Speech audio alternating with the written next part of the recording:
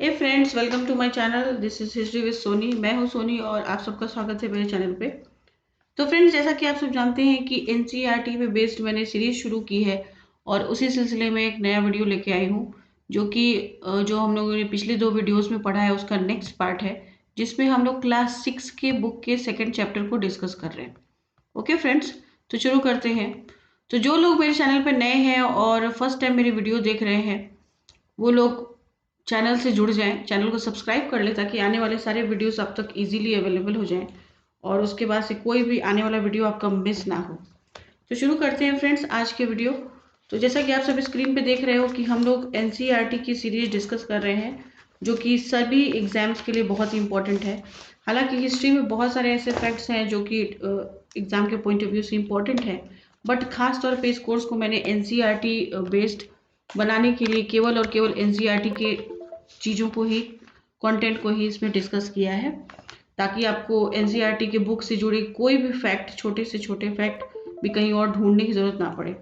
चलो फ्रेंड्स शुरू करते हैं। तो आज हम लोग डिस्कस कर रहे हैं हमारे अतीत, क्लास 6 की बुक है और इसका सेकंड चैप्टर का पार्ट 2। ओके, सेकंड चैप्टर है और उसका भी पार्ट 2 है। पार्ट 1 अगर आप लोगों ने नहीं देखा या पार्ट फर्स्ट वाला लेसन नहीं देखा तो जाके देख लो। अध्याय 2 है आखेट खाद्य संग्रहण से भोजन उत्पादक तक मनुष्य की जो जर्नी रही है।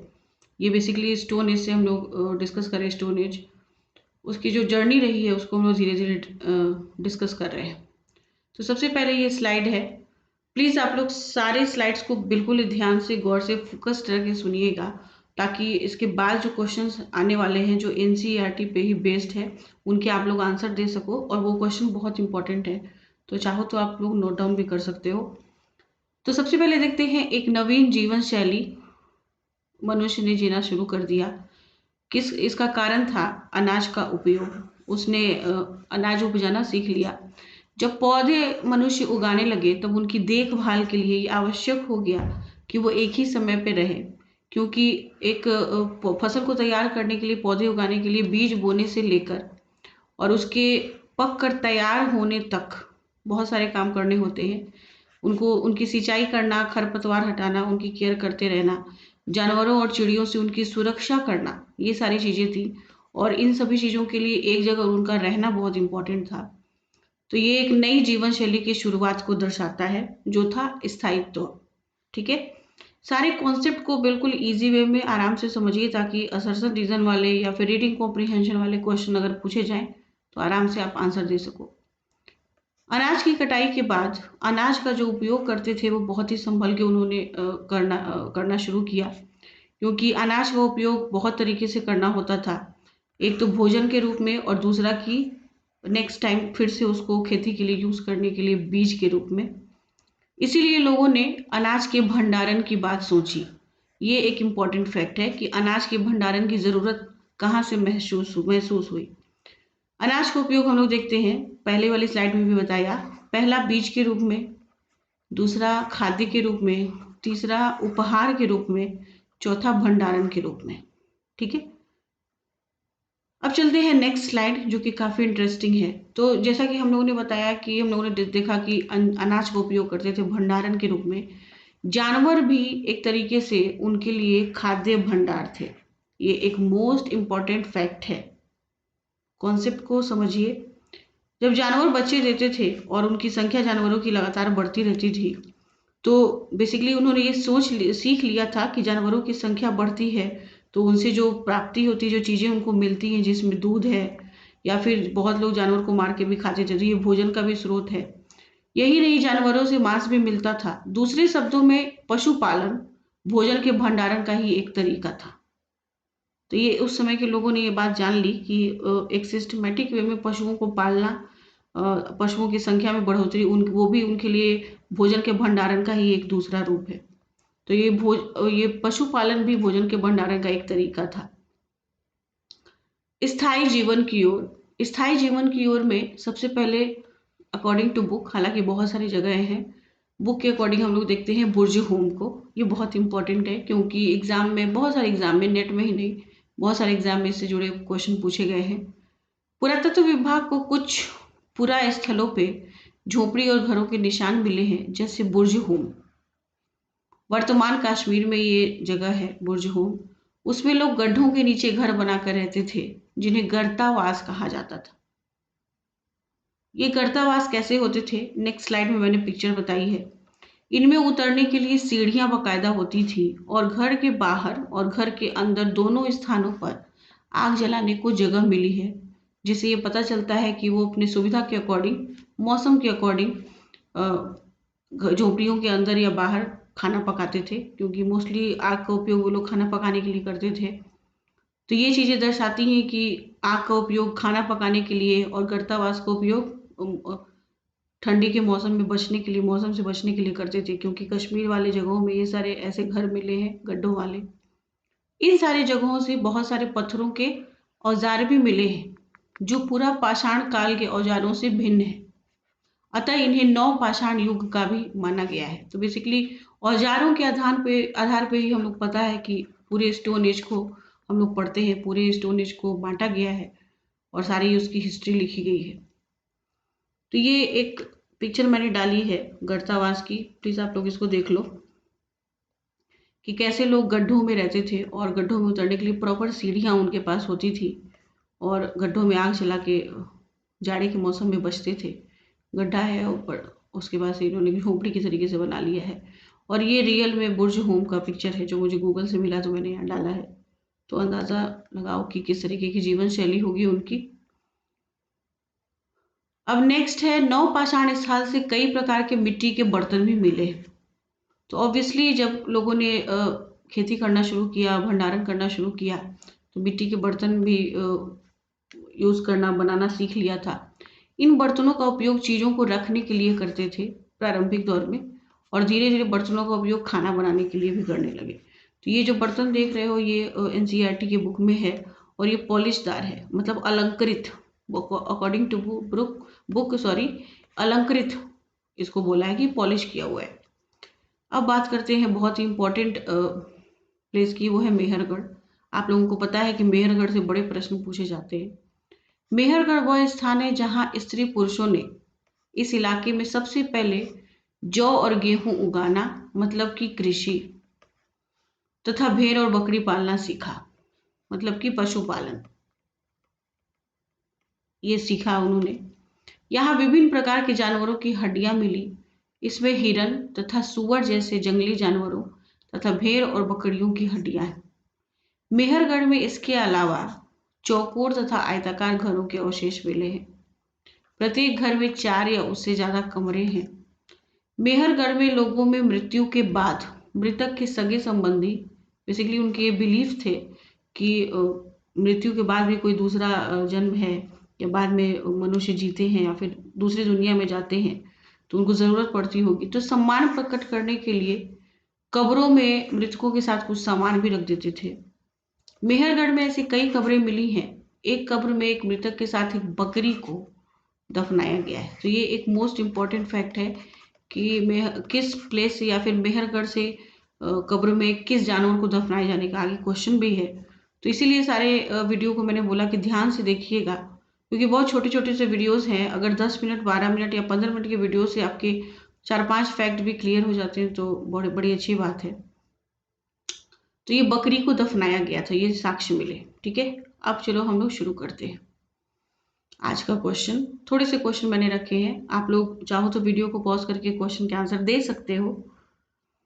निम्नलिखित में से राख के साक्ष्य निम्नलिखित में से किस पूरा पाषाणिक स्थल से मिले हैं? तो ये मैंने पहले वाले वीडियो में ये करवाया है, कौन सा वो पूरा पाषाणिक स्थल था जहां राख के साक्ष्य मिले हैं। तो इसको आप लोग, अगर आप लोग को याद है तो आंसर देने की कोशिश करो। हालांकि मैं बता देती हूँ, कुरनूल गुफा। जब मैंने आग का खोज डिस्कस किया था तो आई थिंक आप लोगों को से बहुत लोगों को याद होगा, उसमें कुरनूल गुफा पूरा पाषाण काल से जुड़ा हुआ है। राख के साक्ष्य मिले। ओके, नेक्स्ट क्वेश्चन है, निम्नलिखित में से किस स्थान से मनुष्य के आखेटक खाद्य संग्राहक होने का प्रमाण नहीं मिला है? निम्नलिखित में से किस स्थान से मनुष्य के आखेटक, मतलब शिकारी और खाद्य संग्राहक होने का प्रमाण नहीं मिला है? मतलब हो सकता है वो स्थान पूरा पाषाण काल से ना हो, दूसरे काल से रिलेट करता हो, जब मनुष्य ने स्थायी जीवन जीना शुरू कर दिया था। आई थिंक बहुत सारे लोगों को पता है। भीमबेटका, हुनसंगी, चिरांद और कुरनूल गुफाएं। तो सही आंसर है चिरांद।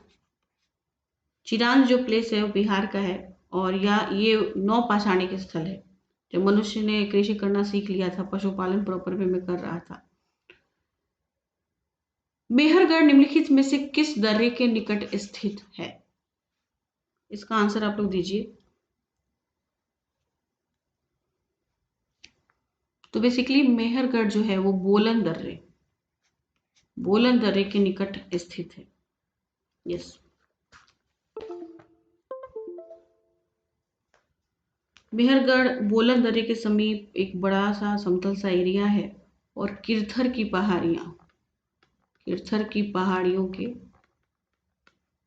पहाड़ियों में स्थित है, समतल मैदान है वो बोलन दर्रा। नेक्स्ट क्वेश्चन है, पुरातत्वविदों को कुछ पुराई स्थलों और घरों के निशान मिले हैं। बुर्ज होम से प्राप्त ऐसे साक्ष्यों के संदर्भ में निम्नलिखित कथनों पर विचार करें। दोनों कथनों को ध्यान से पढ़िए और कौन से सही है उस पर बताइएगा, कौन से कथन सही है। यहाँ के लोग गड्ढों के नीचे घर बनाकर रहते थे। इन घरों को गर्तावास कहा गया है और यहाँ से झोपड़ियों के अंदर और बाहर दोनों स्थानों पे आग जलाने की जगह मिली है। क्या ये दोनों कथन सही है? तो अगर आप लोगों ने वीडियो देखा होगा तो आप लोगों को पता है कि ये दोनों कथन सही है। ये हमारी स्लाइड में ही है तो ज़्यादा सोचने की जरूरत भी नहीं है। यस, दोनों सही है, 1 और 2। अब बढ़ते हैं नेक्स्ट क्वेश्चन की तरफ। नवपाषाण युग के संदर्भ में निम्नलिखित में से कौन सा कथन सही नहीं है? सही नहीं बहुत बार पूछे जाते हैं। सही नहीं का मतलब है कि गलत है। नवपाषाण काल, ध्यान से पहले टाइम पीरियड को दिमाग में रख लीजिए तब ऑप्शन पढ़िए। इस काल में पूरा पाषाणिक औजारों का प्रयोग और निर्माण पूर्णतः बंद हो गया था। इस काल के औजारों की धार को अधिक पैना करने के लिए उन पर पॉलिश चढ़ाई जाती थी और इस युग में वनस्पतियों व अन्य चीजों को पीसने के लिए ओखली और मूसल का प्रयोग होने लगा था और इस युग में मिट्टी के बर्तनों पे अलंकरण आरंभ हो गया था। आपको बताना है कि कौन सा सही नहीं है।